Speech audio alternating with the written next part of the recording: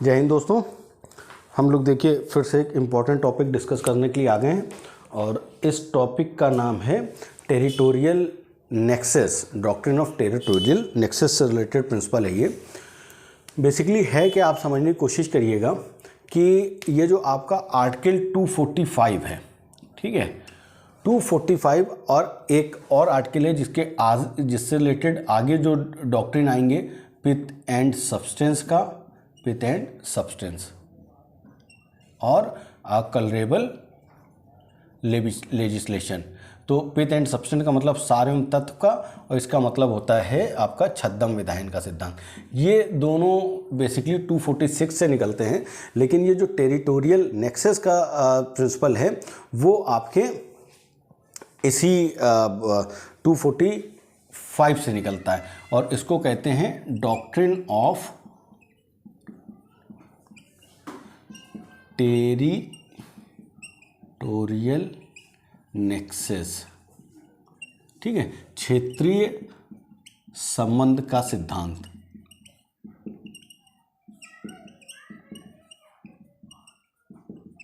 ठीक है, ये आपका 245 में बेसिकली है। 245 में है क्या? 245 अगर आप बेयर एक्ट में देखेंगे तो वो क्या कह रहा है? वो ये कह रहा है कि subject to the provision of this constitution, मतलब इस संविधान के प्रावधानों के अधीन रहते हुए, ठीक है। तो इसका मतलब इस संविधान के प्रावधानों के अधीन रहते हुए जो पार्लियामेंट है, पार्लियामेंट को पूरे भारत में या उसके किसी भाग के लिए कानून बनाने का अधिकार होगा। तो इसका मतलब ये हो गया कि पार्लियामेंट जो कानून बनाएगी वो कहाँ तक लागू होगा या उसके लागू होने का क्षेत्र कहाँ तक होगा? वो होगा पूरा भारत, ठीक है, पूरा भारत उस कानून से, पूरे भारत वो कानून लागू होगा।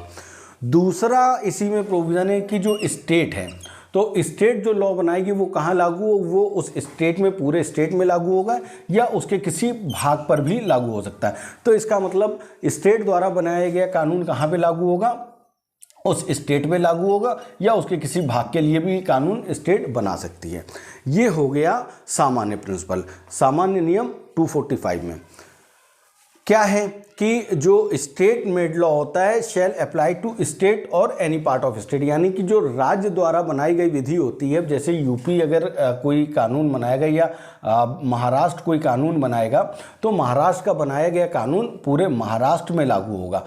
और ये जो अगल बगल के स्टेट हैं, इधर से नीचे कर्नाटक, इधर ऊपर गुजरात वगैरह, तो ये यहाँ का कानून यहाँ पे लागू नहीं होगा या यहाँ का कानून यहाँ पे लागू नहीं होगा, ठीक है। इसीलिए आपने बहुत बार देखा होगा कि किसी एक ही सब्जेक्ट पे किसी एक स्टेट में छूट होती है और दूसरे में उस बात पे छूट नहीं होती, ठीक है।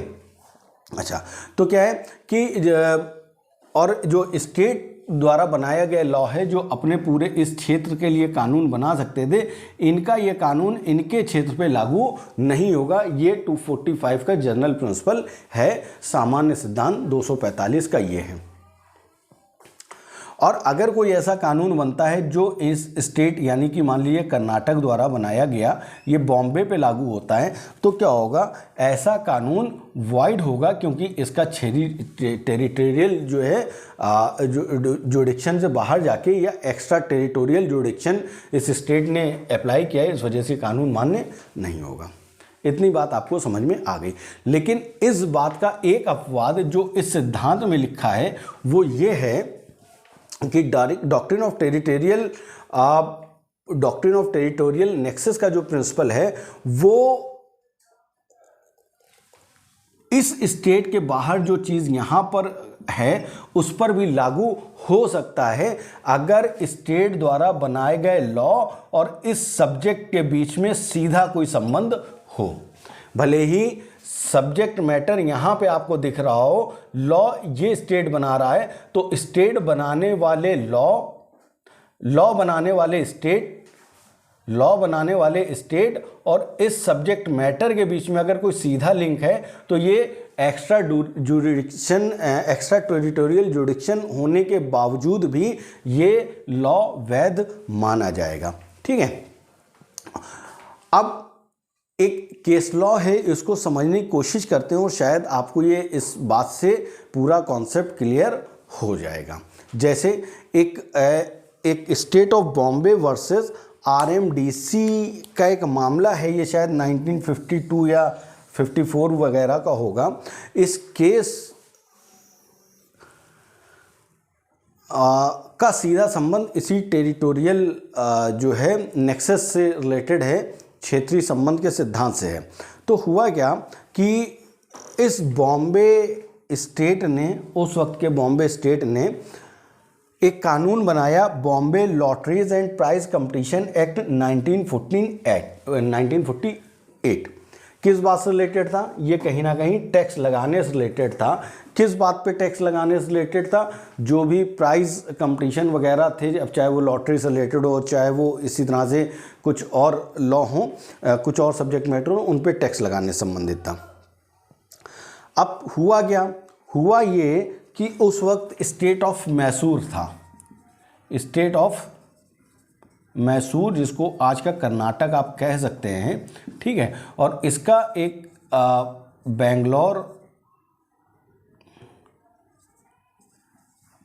बेंगलोर में एक शायद स्पोर्टलाइट या स्पोर्ट्स कुछ करके एक न्यूज़पेपर था। उसमें क्या था, ये न्यूज़पेपर वाली ये जो आरएमडीसी कंपनी है, ये इस बेंगलोर वाले राज्य में, बेंगलोर में इस्टेब्लिश थी। इसका पेपर भी यहीं से छपता था, इनका सारा काम इसी बेंगलोर से होता था और ये स्टेट ऑफ मैसूर में आता था। इतनी बात समझ में आती है। इनका जो न्यूज़पेपर था, इसमें भी एक क्रॉसवर्ड आप शायद जानते हैं, और क्रॉसवर्ड का मतलब ये होता है कि उस वक्त जैसे आप देखते हो ना, पजल सुडोको वगैरह जो होती हैं, या और भी जो वर्ड मेड वाली जो पजल्स होती हैं, तो उस टाइम पे ये उसी तरह की पहेलियों से रिलेटेड कंपटीशन कराते थे, अखबार में छपती थी और उसके बाद में उसका कुछ फीस रखी जाती थी और वो जीत जाए तो उस पर कुछ इनाम भी होता था। इस तरह का सिस्टम कुछ रहता होगा। तो ये बेंगलोर से छप रहा था और सर्कुलेट कहाँ हो रहा था? ये बॉम्बे में सर्कुलेट हो रहा था, और इतना सर्कुलेट हो रहा था कि इस कंपनी को अपना इस बॉम्बे में एक ऑफिस वगैरह बनाना पड़ा, ताकि ये अपना जो भी फॉर्म वगैरह हो वहाँ से बेच पाएँ, फीस वगैरह कलेक्ट कर पाएँ, रिज़ल्ट डिक्लेयर कर पाएँ और प्राइज़ दे पाएँ। इसके लिए इन्होंने अपने ऑफिस भी यहाँ पे बनाए। तो अब सवाल ये था कि टैक्स इस पे लगाया जा सकता है, नहीं लगाया जा सकता है।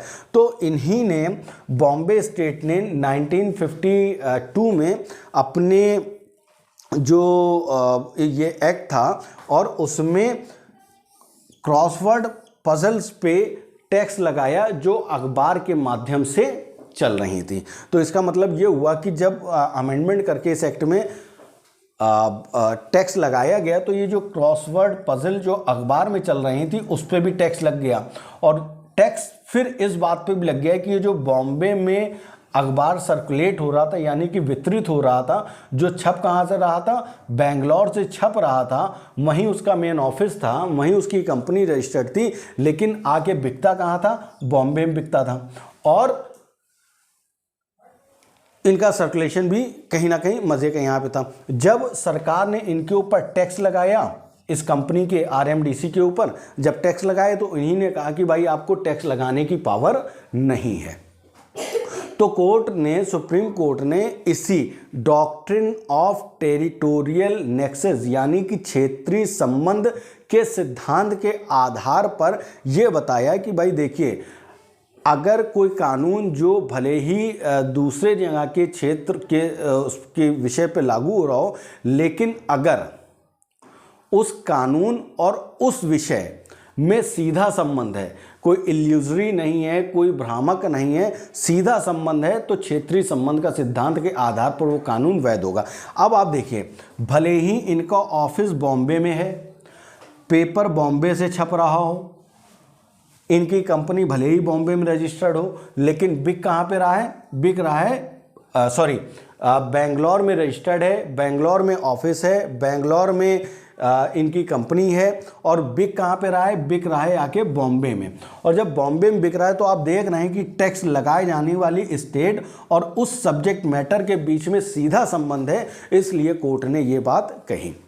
ठीक है। और कोर्ट ने कहा कि भाई जो टेरिटोरियल नेक्सस का सिद्धांत है ये सही है। बेसिकली इस प्रिंसिपल को डेवलप किया था प्रीवी काउंसिल ने। प्रीवी काउंसिल का एक केस था, चलिए रहने दीजिए, इतना समझ लीजिए, ठीक है।